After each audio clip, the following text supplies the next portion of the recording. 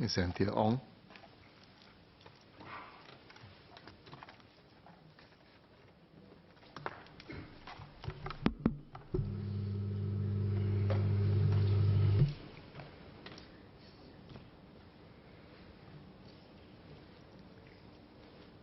Mr. Speaker, with our aging population, long-term care support cannot be just a luxury for some. It is a must for all. When our loved ones are cared for well, we enjoy the peace of mind to contribute productively to the economy and country. However, this bill must not leave out or undervalue significant groups of people, as that would go against its policy intent of being universal and inclusive. Besides urging for a critical change in how we define disability, as I have in the past, I would also like to highlight the need to better support our younger Singaporeans who may have disabilities or are in need of long-term care, and also how the current policies discriminate against women. This bill can and must go further to strengthen our social fabric and safety nets so that we can truly walk the talk of being an inclusive society. The bill defines severe disability as when an individual is unable to perform 3 or more of the following physical activities of daily living, or ADLs: washing, dressing, feeding, toileting, walking, and transferring. I commend the ElderShield Review Committee in recommending that the impact of cognitive impairments on functional ability be explicitly considered in the disability assessment framework for claims. And I'm glad that the Ministry of Health has accepted this recommendation. However, severe disability remains too narrowly defined, as it excludes people with mental health conditions. This is especially troubling as the Ministry of Health has announced that in FY 2017, we have 12.4% of Singaporeans aged 18 to 74 who suffer from minor psychiatric morbidity, for example, anxiety, depression, and related disorders, which is estimated to rise to close to 14%, or about 315,000 Singaporeans in FY 2019. These are numbers specifically for this age group and only count Singaporeans who suffer from minor mental health conditions. According to IMH's latest nationwide study, 1 in 7 people in Singapore has experienced a mental disorder in their lifetime. Given the number of Singaporeans who will be affected, there is an urgent need to examine how long-term care costs for people with mental health conditions are supported. While people with mental health conditions may be able to perform the physical ADLs, our current policies fail to recognize that they may struggle with other ADLs which are just as essential to everyday life. This may include cognitive ADLs like communication or simple problem solving, aspects which are not recognized within our current definition but are captured in internationally recognized assessment tools like the Functional Independence Measure Instrument FIM. Furthermore, there is already precedent in our public policy which considers the impact of mental health conditions on daily living, like how the intake assessment for nursing home residents include aspects of psychiatric conditions, thereby recognizing that people with mental health conditions may require support as much as those who have physical disabilities. I therefore urge the government to take a more inclusive approach in the definition of disabilities, both nationally and in this bill. To be inclusive, we should ensure our policies and schemes provide coverage and support for long-term care for people with mental health conditions, and we can start doing so with CareShield Life. We should consider how specific mental health conditions that are highly prevalent are recognized and supported by other long-term care schemes, eventually moving to a more universal and explicit recognition of all mental health conditions in our long-term care policies. A critical start could be in how we explicitly consider mental health conditions when defining and assessing disabilities. For instance, we can include assessment of equally critical but non-physical ADLs like cognitive ADLs and functional assessments, or as doctors have advocated for regarding disability assessments, assess and score what patient actually does rather than what patients can do. This important differentiation between capacity and performance is crucial because it is what we do which actually determines care needs and hence caregiver burden. Currently, multiple schemes ranging from interim disability assistance scheme for elderly are debt, Pioneer Generation Disability Assistance Scheme, Foreign Domestic Worker Grant, or its replacement home caregiving grant, ElderShield, or its replacement CareShield Life. Withdrawal of Medisave savings and Elder Fund requires severe disability in its eligibility criteria for people to benefit from it. Take an elderly who lives alone in a rental flat. I will call him Marcus. He's terminally ill and unable to perform 2 physical ADLs on top of his mental health condition, which affects his cognitive ADLs. Despite his condition, Marcus will not be eligible for this network of schemes designed to support people like him. In the eyes of our system and policies, Marcus will be considered to be moderately disabled rather than severely disabled, and the result is that he will lose out on close to $1,250 worth of support, which could have been a lifesaver financially, as that would allow him to consider a broader range of options like employing a helper or engaging private nursing services that will enable him to pass away at home peacefully with dignity as he would have preferred. Instead of enjoying support, Marcus had to agonize over the financial difficulties, which create stress and anxiety, which adds to his mental health condition. For both Marcus, who is already suffering from multiple conditions, and his caregiver, that journey in seeking care and support and his last days were unnecessarily difficult. When we adopt such an extreme definition of severe disability, we inevitably exclude and prevent support from reaching those with more moderate or milder forms of disabilities who are inadequately covered in terms of financial support.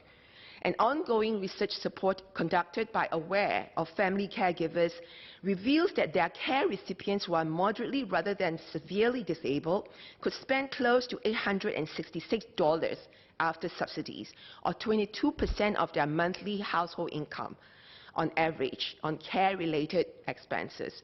This is 35% more than what the average household in Singapore spends on similar items, according to data from the 2017-2018 Household Expenditure Survey. I'm concerned how this may affect retirement adequacy of family caregivers or foster intergenerational transfers of long-term care costs. To prevent the cliff effect created when many schemes concentrate on severe disability as the eligibility, I urge the government to consider pursuing 2 areas of improvement. First, we can organize existing schemes such as those with less severe forms of disability would still retain eligibility to some of the support schemes so that their needs can be better met. For example, the criteria for Medisave withdrawal for long-term care needs could be relaxed to allow those with mild disabilities to start withdrawing while the other schemes continue to have a higher bar.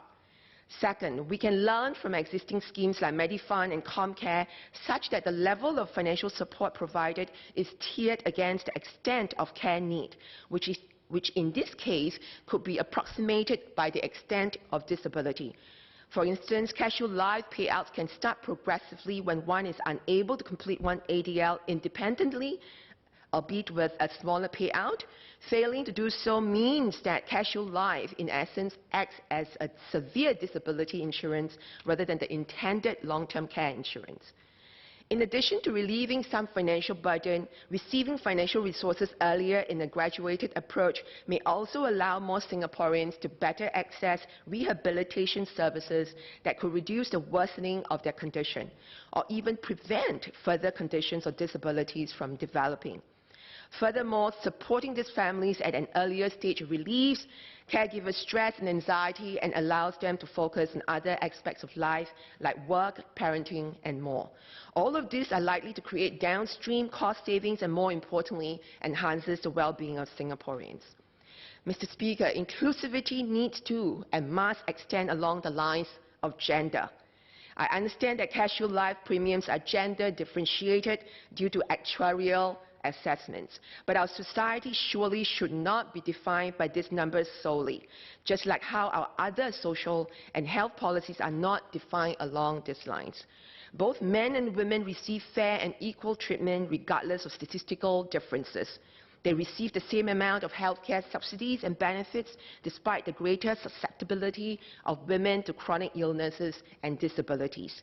This similar treatment for all, regardless of gender, should continue in the payment of CareShield Life premiums, especially since the point of insurance, as we know, is to risk pool.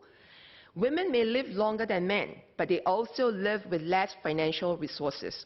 In 2017, the average net CPF balance for females aged 60 years and above was $69,732, which was about 24% lower than that of males. In the same year, about 4 in 10 active CPF members who turned 55 in 2017 did not hit basic retirement sum or BRS of $83,000 in their retirement accounts. Among women, only 53% were able to reach the BRS as compared to 66% of men. Every year, many more women than men drop out of the labor force to care for their loved ones. In the 2018 labor force survey, 75,000 women are outside the labor force to provide caregiving to relatives and families. This does not include children. In other words, 80% of family caregivers who are outside the labor force are women. They suffer from loss in income, affecting their ability to save for their own retirement and healthcare needs. Moreover, when comparing with international practices, it is helpful to consider how the European Union's highest court banned the practice by insurance companies of gender-differentiated premiums. An EU Court of Justice Grand Chamber case ruled that multiple EU legal instruments which mandate equal treatment between men and women do not allow for the use of sex as an actuarial factor in differentiating individuals' premiums and benefits. Article 12 of our Constitution provides that all persons are equal before the law and entitled to the equal protection of the law. The government has acknowledged in its latest Convention for Elimination of Discrimination Against Women, or CEDAW, state report that the principle of equality for women is entrenched under this article. Surely then, women deserve equal protection and their premiums not be differentiated through actuarial factors. I believe that designing a mandatory and national long-term care insurance scheme with a framework that discriminates based on gender will set us back a long way in pursuing gender equality. According to the Care Where We Are report by Lien Foundation, Singapore spends only 0.19% of GDP on long-term care, compared to the OECD average of 1.7% of GDP. I would like to suggest, therefore, that we are certainly in a position where we can afford to spend slightly more to pave the way for a more equal society. We must not forget the unaccounted value of how much women have contributed since the independence of Singapore. Instead of recognizing and compensating the vastly unequal amount of unpaid work they do, it may appear that we are now proposing to further penalize them. I believe this is not the kind of social compact we aspire to build. In a national scheme that aims to meet of all in Singapore, Mr. Speaker, I urge that premiums pricing be made gender neutral.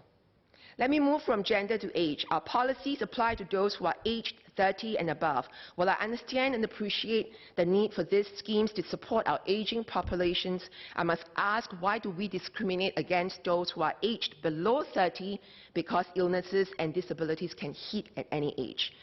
CareShield Life covers pre-existing disabilities for all future cohorts, which is laudable, but it leaves a huge gap for those who are severely disabled and requires long-term care support before 30. This is even more so for children who are diagnosed with life-limiting diseases. Studies have estimated that we have around 2,000 children with life-limiting conditions in Singapore who would potentially be in need of long-term care should they continue to stave off the threats on their lives brought by their condition. My understanding from the ground is that these children and their families face immense long-term care costs, which include but are not limited to hospitalization, surgery, rehabilitation, special school, special transport, specific aids and machines, specialized milk powder, and other consumables. For example, the Enhanced Seniors Mobility and Enabling Fund allows for seniors to apply for up to 90% subsidies for consumables like milk and diapers, but no such policy is in place for our young ones who may be similarly disabled, where their families face similar financial pressures for long-term care costs.